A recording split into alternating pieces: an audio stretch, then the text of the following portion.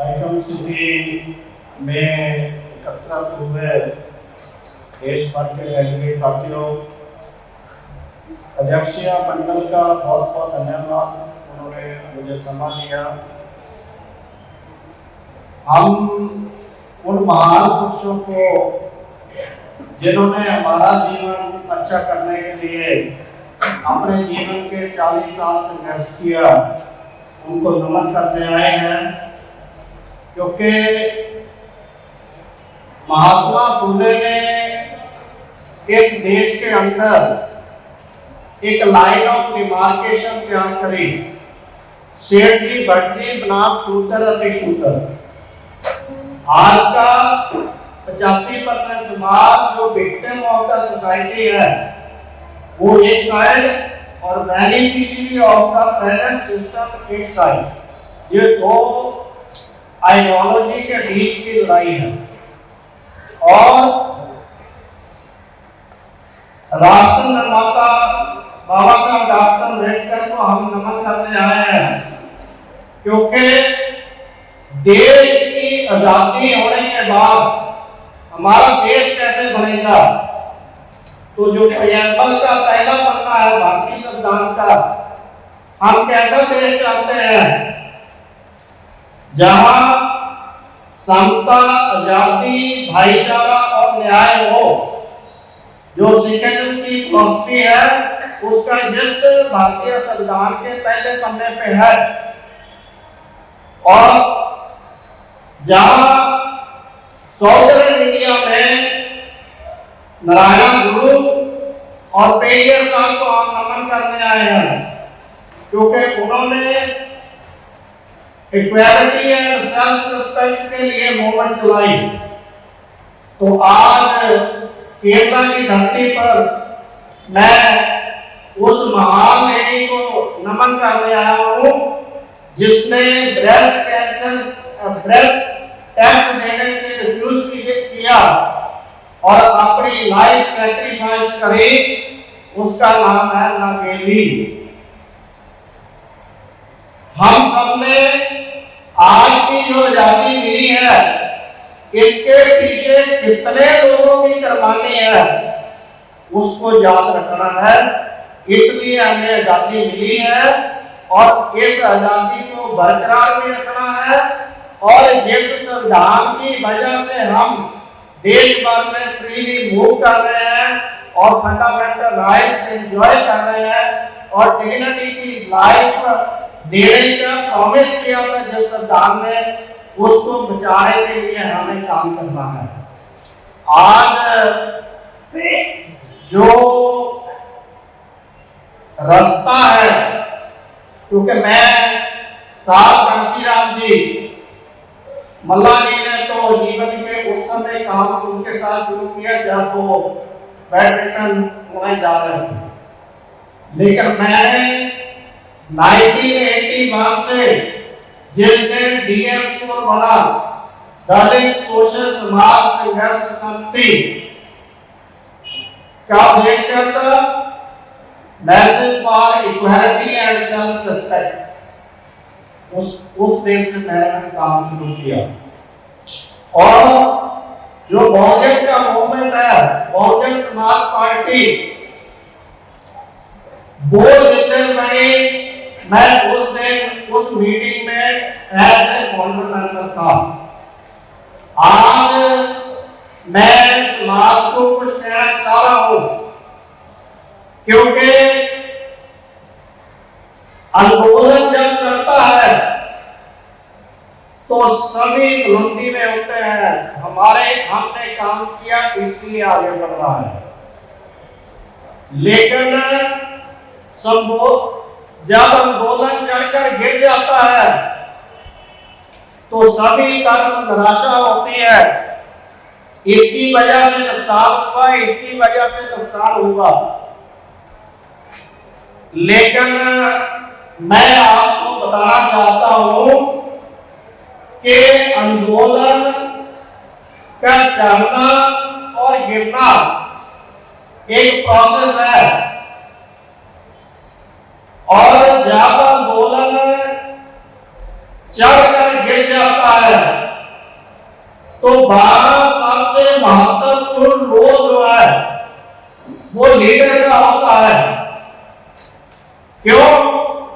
क्योंकि कार्य में निराशा होती है, कार्य के सवाल होते हैं, और लीडर के पास योजनाबंदी होती है, प्लानिंग होती है, और जो कार्य के और सोसाइटी के सवाल हैं उसके लिए उनके पास योजना है, प्लानिंग है, और उन क्वेश्चन का आंसर है। आज हमारा भोजन चढ़कर गिर गया है, लेकिन जो समाज के अंदर निराशा है, पता नहीं दोबारा आंदोलन बनेगा नहीं बनेगा, लेकिन हम अपनी डेडिकेशन के साथ उन सवालों के ऊपर विराम लगा सकते हैं, स्टॉप, उन सवालों को स्टॉप कर सकते हैं। और उसके बाद दूसरी जो इम्पोर्टेंट बात है वो कहते मैंने आपसे रजा लेनी है, क्योंकि समाज के जो अंदर जो कास्टिज्म के सवाल को एड्रेस करने की बात है, उसको उससे ज्यादा समझने की बात है उस सवाल को। क्योंकि 1982 में पंजाब के साथ लगती स्टेट हिमाचल प्रदेश है।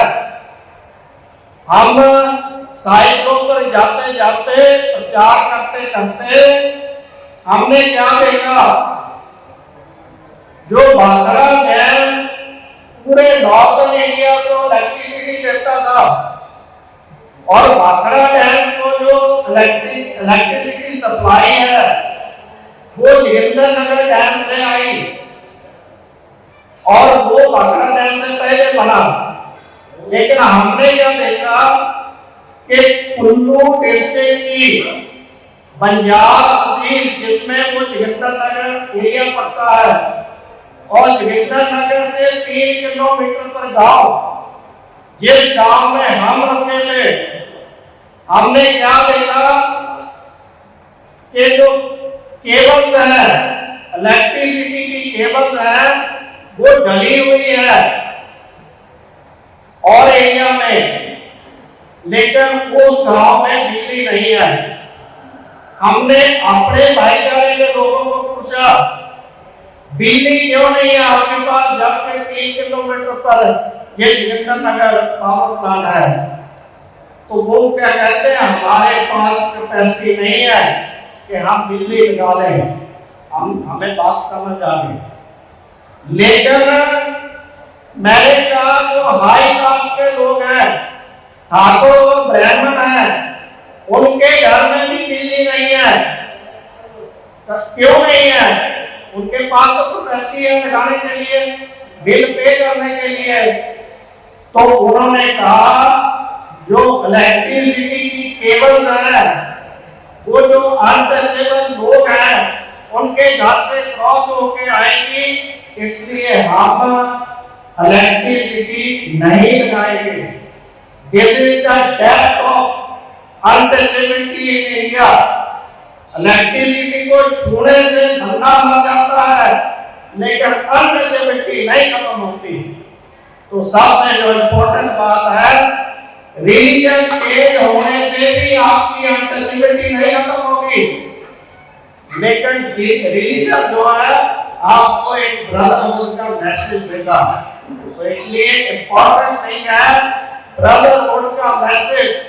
हमने उस मैसेज को लेना है और इकट्ठे होना है, क्योंकि जो फर्स्ट वॉल्यूम है डॉक्टर अम्बेडकर का caste in India its justice mechanism and growth, उसमें बाबा साहब ने फर्स्ट पार्ट में लिखा है कि इस देश की प्रॉब्लम क्या है।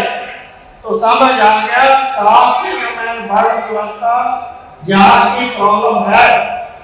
जो सेकंड पार्ट है, तो वो कहते हैं अगर ये प्रॉब्लम है तो इसका हल क्या है?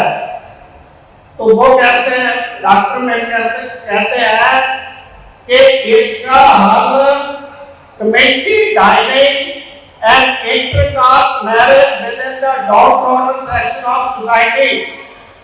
जो गुरुद्वारा की लंगर व्यवस्था है वो आपको कम्युनिटी डाइनिंग देती है, एक जगह बैठ के सारे जने एक पंगत में अपनी जो ईगो है, अपनी जो डिग्निटी है उसको साइड पे रख के इक्वालिटी के स्टेटस पर आओ। लेकिन ये अनटचेबिलिटी नहीं खत्म करती, अनटचेबिलिटी तब खत्म होनी है जब intercaste marriage within the downtrodden section of society होगी। बहुत बहुत धन्यवाद। जय हिंद, जय भारत, जय श्री राम।